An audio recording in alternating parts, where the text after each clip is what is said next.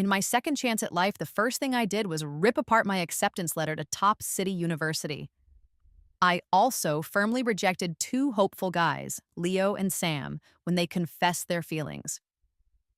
Why? Because in my first life, I chose Leo. He abandoned me for Maya right at our wedding, which caused my grandmother, who was like a mother to me, to die from shock and anger. In that dark time, Sam took my hand, promising, "You still have me. I won't ever let you down." He supported me through the hardship, but after we eventually married, he became cold and distant. I assumed he regretted that we couldn't have children. That belief lasted until a car crash where he prioritized saving Maya, who only had minor injuries, over me as I lay dying. I died right there. As my soul wandered, I discovered the truth. My entire life had been a twisted game for Leo, Sam, and Maya. They had already arranged in their wills, long ago, to leave all their money to Maya. The reason I couldn't have children? They had paid a doctor to secretly remove my womb as a sign of their devotion to Maya. Starting this new life, I vowed to avoid them completely and build a life just for me. When I tore up the university letter, my homeroom teacher was stunned. "Sarah, what are you doing? 4 students from our school got into top city university this year, and you had the highest score in the entire city." Huh? She, along with all the other teachers, had such high expectations for me. I calmly replied, "I don't wish to attend top city university anymore. I've been accepted into the National Institute's special research program. They've also promised medical support for my grandma." My teacher nodded understandingly. "Ah, I see. Given your family's circumstances, study well, aim for a great future, and honor your grandmother's care." I agreed. Before I even had a moment to dwell in the past, Leo and Sam were already downstairs, calling for me urgently. As I walked down, I noticed people pointing and whispering. Someone deliberately tripped me on the stairs and called me an awful name. Confused and limping, I turned a corner and overheard Maya talking with Leo and Sam. "Well, I did see Sarah getting out of a university director's car late one night," Maya said, adding innocently, "but that doesn't mean anything. Maybe Sarah earned her spot fairly." Leo immediately shot back. "Maya, don't defend her. She won't even show her test scores. She must have cheated." Sam agreed. "Yeah, Maya, you're too trusting. She always fools you. A sneaky girl like that is capable of anything." The reality was, joining the research program required signing a non-disclosure agreement about my scores. I never imagined Maya would use this secrecy to spread lies, or that Leo and Sam, who knew how hard I'd studied for Grandma, would choose to believe her. I forced a weak smile. "It doesn't matter," I reassured myself. "Once I officially start the program, my identity will be protected. Then I can finally cut ties with them, stop hearing their poison, and avoid being fooled into a lonely, tragic end again." Pretending I hadn't heard them, I approached the trio. "Were you looking for me?" Leo's annoyed look instantly changed to a warm smile. "Sarah, that's wonderful. We'll be going to the same university after all. Your hard work paid off." Sam echoed his smile. "We can continue to look out for you, not just for college, but for life." A few girls passing by glanced at me with envy, but I felt utterly numb inside. In my previous life, all 4 of us attended the same university. I poured my energy into studies and activities, aiming for a secure future. However, my scholarship and guaranteed graduate school admission were secretly given to Maya instead. False rumors circulated about me having improper relationships with faculty. I endured 4 years of bullying and isolation. During that time, these two claimed they would always protect me. It wasn't until after my death that I learned they were the ones who started all the lies. My countless nights of crying were just entertainment for them, a way to please Maya. Seeing my silence, Maya spoke with a hint of acidity. "Sarah really has it all, doesn't she? Born into wealth, with 2 devoted guys like you. I'm not nearly so lucky. If Sarah hadn't helped me, I couldn't have afforded school." At this, Leo and Sam looked troubled. "Maya, don't say things like that," Leo said. "You're lovely and talented. You'll have an amazing career." After graduation, my dad will give you a manager role. No, Maya, join my family's company, Sam interrupted. I'll offer you an even better position and salary. Whatever you desire, it's yours. They started competing, each offering Maya more. Bitterness swelled in my chest. All those years, such promises and affection were never directed at me. Fake affection can't compare to genuine care. I turned to leave. Leo seemed slightly worried. He reached for my hand. Sarah, don't jump to conclusions. We're only kind to Maya because she's your friend. Sam ruffled my hair playfully, like old times. Don't let your mind run wild. Exams are over. Let's go for a drive. We bought you something. I nodded, deciding not to refuse. I would be leaving soon anyway. This would be a last chance to see the city where we all grew up. In the parking lot, Leo and Sam were both eager for Maya to take the front passenger seat. Maya looked at me, feigning hesitation. Oh, will Sarah mind? Isn't she usually the one who sits up front with you? She might be upset if I take her spot. Before waiting for an answer, Leo ushered Maya into the seat. She won't mind at all, he insisted. Sarah is the most understanding person. Sam shot Leo an irritated look before slamming his car door shut, pouting. As they were about to pull away, they noticed I hadn't gotten in. Rolling down the windows, they looked flustered, awkwardly trying to find words. It's all right, I said evenly. I'll just drive my own car.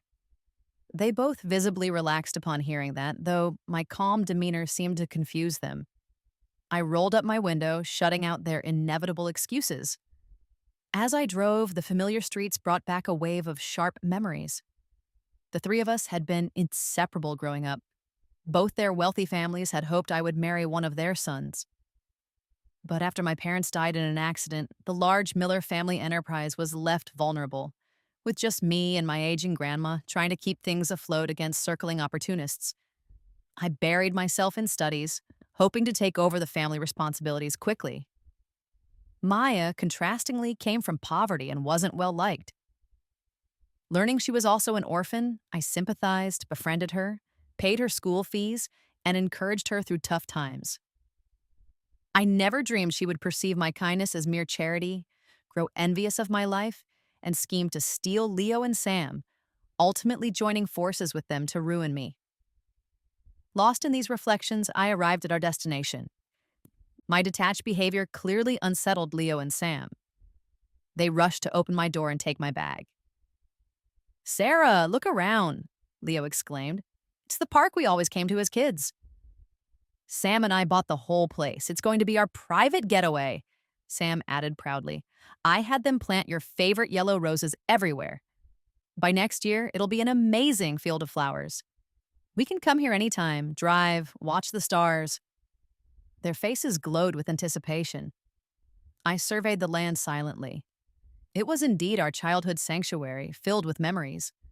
But I never liked yellow roses. I'm allergic to the pollen of all flowers. While I was lost in thought, fireworks suddenly lit up the sky, spelling out my name in brilliant sparks. Amidst this surreal scene, Leo stepped forward, holding out a jade bracelet. Sarah, this is a family heirloom. My parents told me to give it to the future Mrs. Wilson. I've wanted to give this to you for so long, but today felt right. Sarah, please be with me. Remember that time you nearly drowned and I pulled you out? I would give my life for you, so what's a bracelet? In my past life, these grand gestures had completely deceived me. I naively believed that a childhood romance guaranteed a happy ending, providing security for Grandma and the Miller family. Only upon dying did I understand that such intense devotion could be entirely fabricated. I was about to refuse when Maya suddenly spoke up, sounding victimized. Sarah, why are you telling people I'm spreading lies about you? Now everyone is attacking me online. She held up her phone, showing me the school's online forum. There were hundreds of comments calling me shameless, accusing me of using connections to get through college. The few comments defending me had been twisted to seem like attacks on Maya. Sam grabbed the phone, his face dark with anger. Sarah, how could you do this?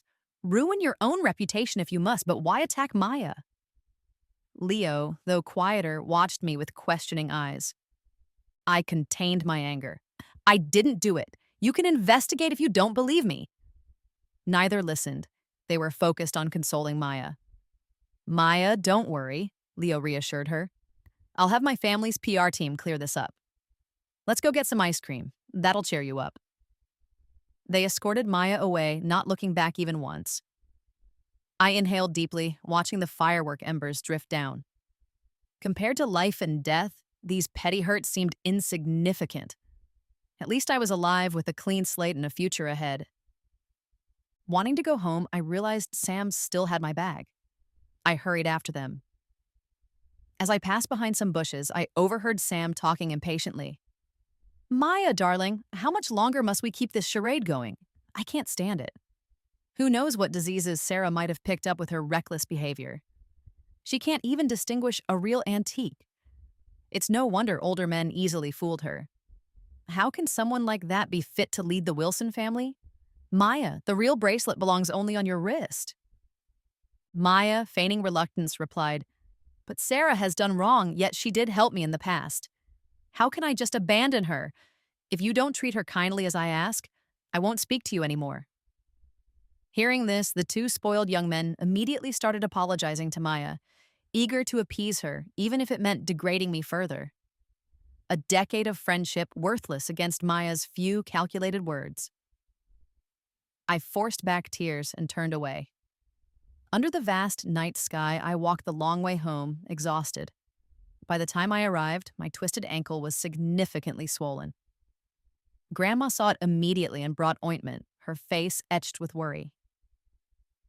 To ease her concern, I shared my plans about the research institute. Grandma's face lit up with joy. Oh, my Sarah, that's wonderful news. I'm getting old now. You are the only one who can carry the Miller family forward. I nodded, tears welling up. After years of struggle, finally, positive news for our family. We must host a grand celebration, Grandma decided. Her beaming face was exactly like when she saw me off to my wedding in my past life. She had believed I found happiness, only to suffer immense grief at Leo's betrayal. In this second life, I vowed to protect Grandma and myself from repeating that tragedy.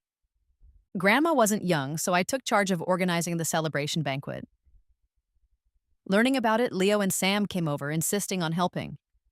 They even brought a strawberry cake, my childhood favorite, as an apology. Sarah, we haven't heard from you. Are you still upset about the park incident? We truly didn't mean to accuse you. We were just worried you were losing your way. For families like ours, reputation is crucial. I hadn't forgiven them, but I allowed them to stay and help. They owed me too much from the past life for those debts to simply disappear.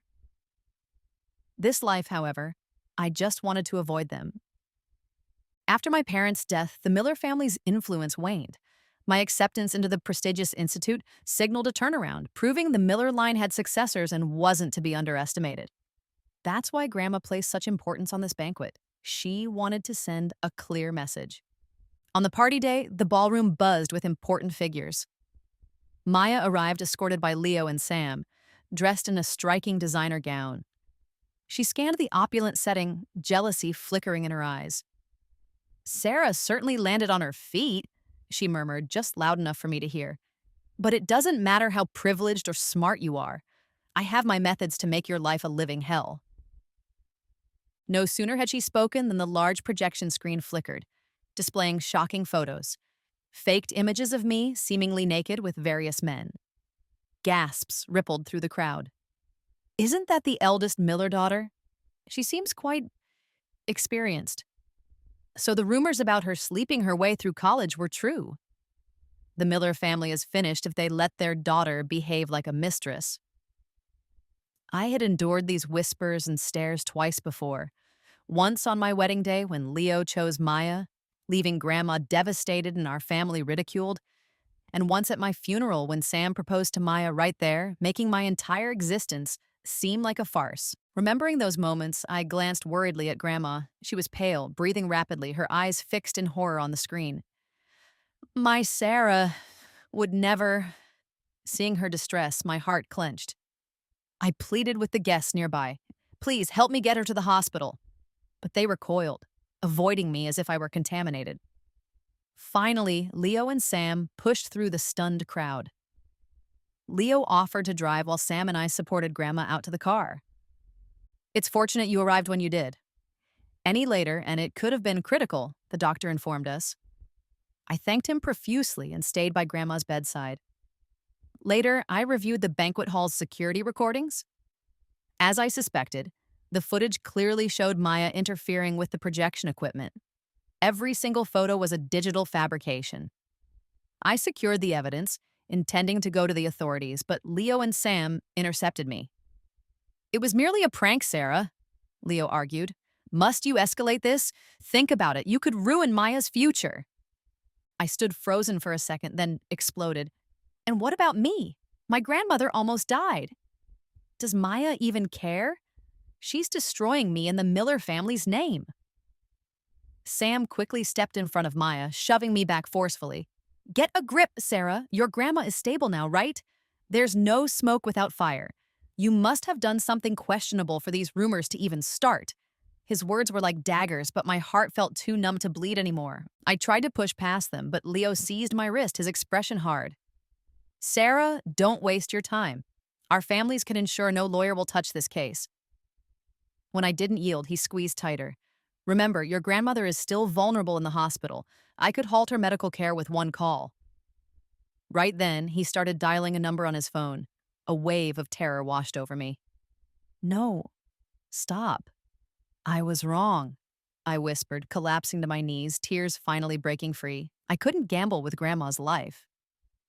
Sam then snatched my phone from my hand and smashed it violently against the floor. You will never harm Maya while we are here to protect her, he declared, glaring down at me. I remained on the cold ground, the full weight of the pain crashing down as their figures retreated. 2 lifetimes of betrayal and hurt erupted, and I wept bitterly. Childhood vows were lies, their affections a cruel performance. Only the deep wounds were real. I don't know how long I stayed there before pulling myself together and returning to the hospital. Fearing Leo and Sam might try to interfere with Grandma's treatment, I remained by her side day and night for several days. During this period, Maya relentlessly sent messages to my replacement phone. Photos of her traveling, bungee jumping with Leo and Sam, indulging in activities we had once dreamed of doing together but never had. I blocked her number. One afternoon, looking up from Grandma's bedside, I saw 2 imposing men standing there. They saluted me crisply. Sarah Miller, we are medical personnel dispatched by the Institute. Rest assured, while you are away, we will guarantee your grandmother's safety and well-being. I understood then it was time to depart. I went back to the Miller estate one last time, methodically removing every trace of Leo and Sam from my life. Then, I boarded a plane, resolute not to look back. Leo and Sam were not my safety net. I had to rely solely on myself, for Grandma, for the Miller family's legacy, and for my own bright future. After their vacation, the start of the university term approached. Leo and Sam were outwardly cheerful, but an underlying unease bothered them. They knew the incident with Maya at the party had crossed a line. Sarah had endured so much, losing her parents at a young age, left with only her elderly grandmother. If she stumbled, perhaps it wasn't entirely her fault. They had grown up together. Wasn't it their duty, like older brothers, to guide her? Musing on this, they purchased numerous expensive gifts for Sarah on their way home. Upon returning, they took various health supplements and gifts to the hospital to visit Grandma, but were stopped at the door. The patient is under special protection. Please refrain from disturbing her recovery, they were firmly told. Being dismissed as irrelevant stung Leo and Sam deeply.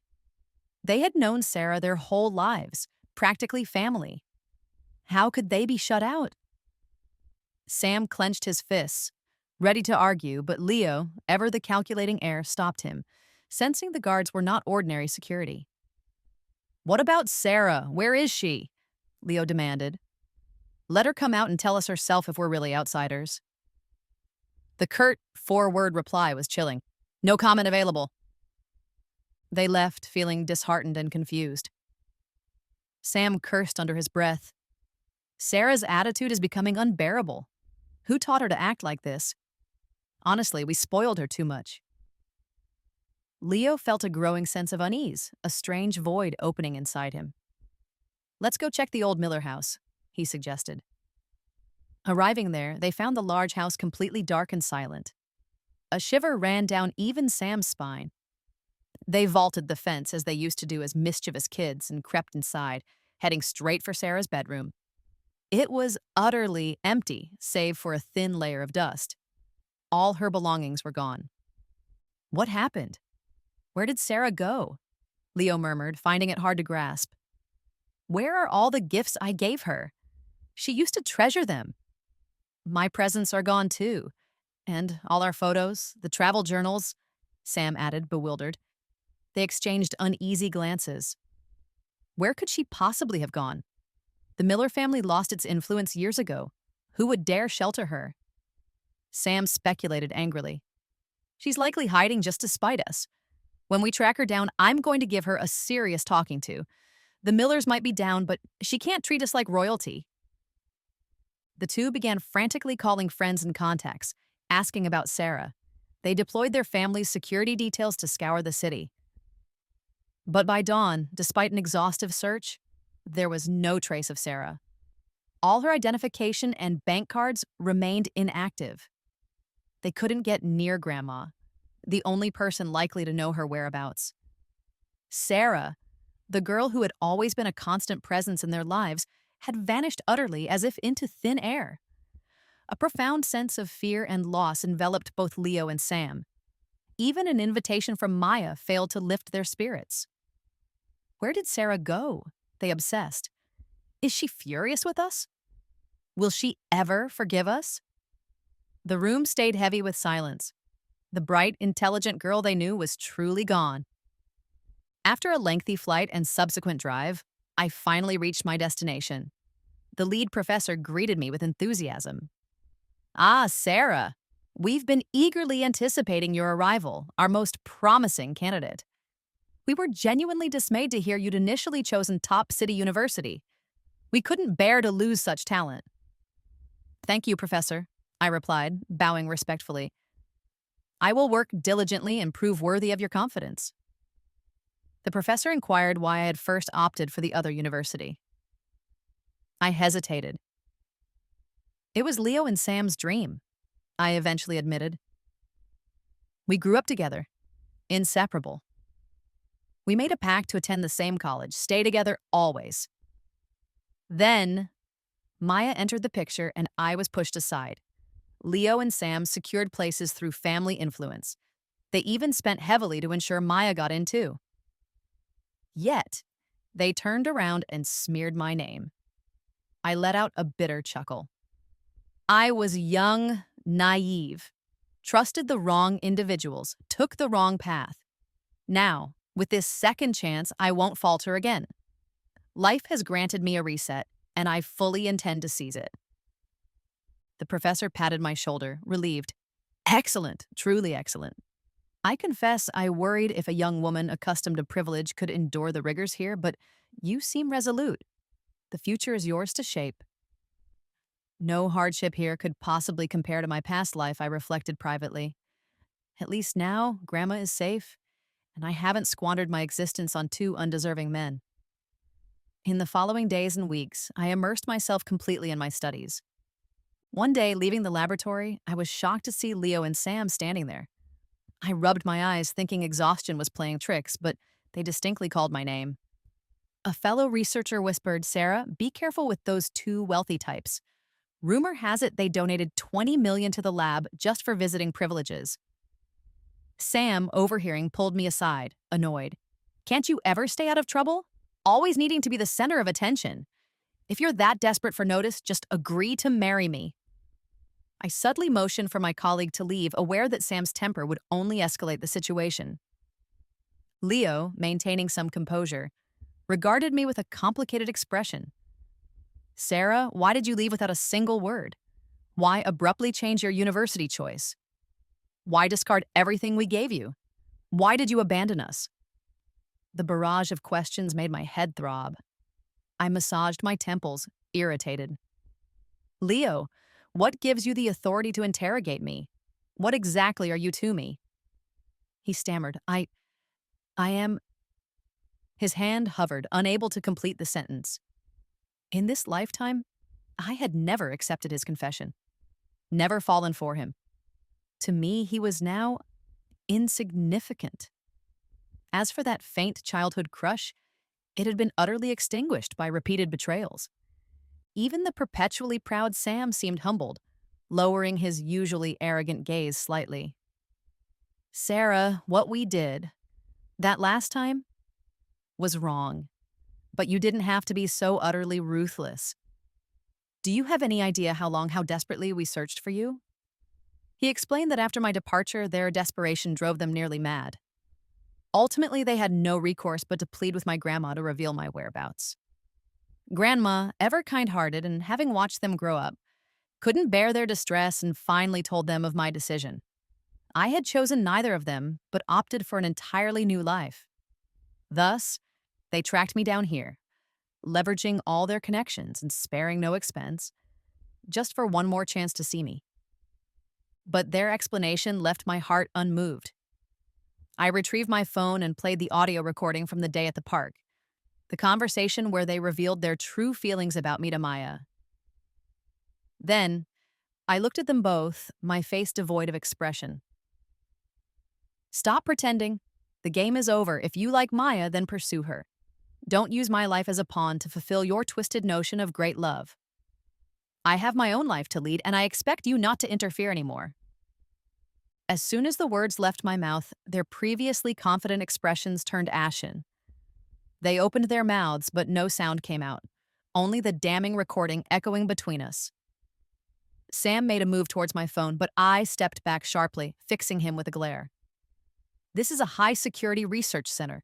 Personnel are everywhere. Don't even consider destroying evidence. And don't you dare think about threatening me with my grandmother again. Mentioning Grandma ignited a sharp, indescribable pain within me. Grandma had treated them so kindly, almost like her own grandsons. Summer fruit teas, winter wool scarves, snacks to presents, everything was always prepared in threes. And their response? Threatening her life when I was at my most vulnerable, desperate for help. I cannot forgive them. I will not forgive them. Leo's serious face held a trace of heartache. Sarah, it's not what you believe. I only said that to frighten you that day. Grandma is like family to us. How could I genuinely harm her? Exactly, Sarah, Sam chimed in anxiously, though he kept his distance, glancing around nervously. Remember, we helped you get Grandma to the hospital, I sneered. I took that into account, which is why I didn't pursue charges then. But my patience is exhausted. Leo, Sam, I am no longer the helpless girl you once knew. I will not allow anyone to harm me or my grandma again. The road ahead is long, and I have neither the time nor the energy to be entangled with people who are not worth it. They attempted to argue further, but Research Center security intervened. Excuse me, gentlemen. Your visiting time has concluded. Please depart so we may resume our work peacefully. Reluctantly, they turned to leave. After a few steps, Leo looked back one last time. Sarah, we grew up side by side. I cannot believe your heart can be this cold, erasing our past. We made mistakes, yes, but we will demonstrate our sincerity. Our feelings for you have never wavered. Sam nodded earnestly beside him. Someday you will forgive us. Hearing these words now struck me as purely laughable. In both past and present lives, they'd uttered similar sentiments. Previously, they used shared childhood memories to manipulate me, tricking me into marriage, only to abandon me in an empty house, letting my youth wither away. I still don't comprehend it. I was the one who shared their childhood, so why did they refuse to believe in me? Why inflict such pain upon me for Maya, someone they had only recently met? And if they truly loved Maya, why the current pretense of deep affection for me? I couldn't tell if these words were genuine remorse or merely another layer of deception orchestrated for Maya's benefit. All I knew for certain was that my future held no place for them, and I had no desire ever to see them again. However, I underestimated their tenacity. For a period, the food quality at the research center noticeably improved, consistently featuring dishes I particularly enjoyed. Every afternoon, without fail, a large strawberry cake arrived, enough for everyone, from the directors down to the cleaning staff. My senior researcher couldn't resist commenting, "Sarah, are they attempting to court you? They're certainly investing heavily." "Jealous?" I quipped back. "What's there to be jealous of? Anyone committed to this path wouldn't be concerned with such trivialities." It was true. I was no longer the girl easily swayed by a cake or sweet platitudes. I now possessed a promising future, a meaningful life. Leo and Charlie were merely insignificant bumps on the long road ahead. But the more indifferent I acted, the more persistent their efforts became. A deluge of gifts began arriving, pushing me towards frustration. Finally, it was my professor who intervened, putting a firm stop to their ridiculous charade. I enjoyed a period of tranquility, but when I returned home for a holiday break, encountering them was unavoidable. This time, both looked utterly worn out. One, the proud heir of a powerful family, the other, a defiant, wealthy son. Now they both appeared weary, drained of their former youthful arrogance. I was assisting Grandma with a walk in the yard, enjoying the warm sun, when Leo and Sam appeared, accompanied by a tearful Maya.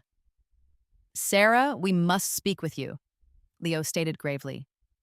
"I understand you don't wish to see us, but this is the absolute last time. If we don't clear the air, we'll never find peace." I had no desire to engage with them, but Grandma gently patted my hand. "Go on, dear. Avoiding issues never resolves them. Regardless of the outcome, you need closure for yourself." Resigned, I led them into the living room. The moment they stepped inside, both Leo and Sam dropped to their knees, their faces contorted in what looked like profound pain. "Sarah," Leo began, his voice thick with emotion, "the night after you disappeared, we both experienced the exact same dream. In it, we committed unspeakable acts against you. The dream felt intensely real, as if it had actually occurred. Only then did we finally comprehend why you left, why you've been so cold towards us." I remained silent, but tears were already coursing down their cheeks. Suddenly, Maya rushed towards me, sobbing uncontrollably. "Sarah, please, you must help me. I never intended to destroy things between you all. I didn't do anything wrong. I genuinely liked both of them, and I wanted to repay your kindness." "Shut your mouth." Sam grabbed Maya abruptly and slapped her hard across the face. He was trembling with fury. "You manipulative viper. It's entirely because of you that everything between Sarah and us turned out this way. We discovered your diary hidden beneath the table. You don't even care for us. You only got close out of sheer jealousy, intending to hurt Sarah by using us." What they revealed instantly solved mysteries that had plagued me across 2 lifetimes. Maya had meticulously used her knowledge of Leo and Sam's preferences, details gleaned through her association with me, to mold herself into their supposed ideal woman. She played calculated games, alternating between coy innocence and alluring sweetness, like a cat tormenting mice, keeping both men ensnared. Realizing she could no longer maintain the facade, Maya dropped all pretense. Her eyes turned crimson with rage as she screamed at her former suitors. So what if I did it all deliberately? Why should she possess everything from birth, while I had to survive on her cast-offs? I am just as beautiful and intelligent as she is. So why were you both so utterly infatuated with her? I couldn't stand it, not one bit. I wanted to ruin her, to demonstrate that her precious love meant absolutely nothing. It was merely trash I could casually discard. Sam had heard enough and kicked Maya viciously. Always a troublemaker in his youth, he fought without restraint, and this time his rage was explosive. Worried they would tarnish the Miller family home with their violence, I intervened sharply. "Enough! If you intend to fight, do it outside. Don't stage this drama in front of me." "Sarah, I am so profoundly sorry," Sam choked out, looking utterly defeated.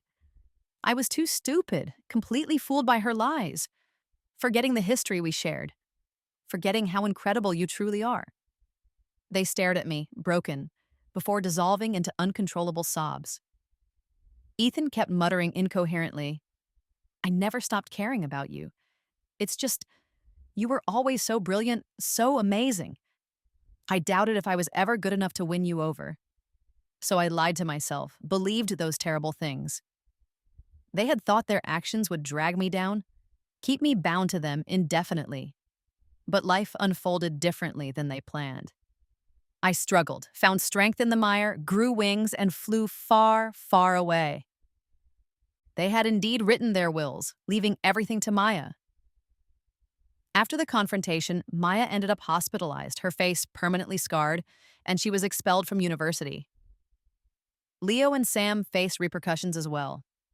Leveraging my connection with the professor, I applied pressure to their families, ensuring they would permanently stay out of my life. They could bully the vulnerable, orphaned Sarah Miller they once knew, but not the resilient fighter I had become. Returning to the research center, the sunlight felt particularly bright and warm. I didn't know what the future held for the three of them, but I knew with certainty that my own path forward was finally clear, a path illuminated by promise and brilliance.